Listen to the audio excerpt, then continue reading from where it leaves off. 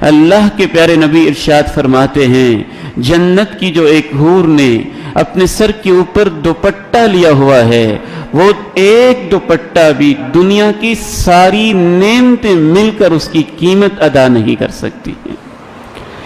لموضع صوت احدکم فی الجنہ خیر من الدنیا وما فیہا، دنیا کے سارے باغات کھیت کھلیان سب اکٹھے کیے جائیں، سورج چاند ستارے اور یہ ساری نعمتیں ایک طرف رکھی جائیں، جنت کے اندر چند انچ کی جگہ، عرب لوگ کوڑا یوں پھینکتے تھے نا تو گول سا دائرہ بن جاتا تھا، اتنی سی جگہ بنتی، اتنی سی جگہ جنت میں کوڑے کے برابر۔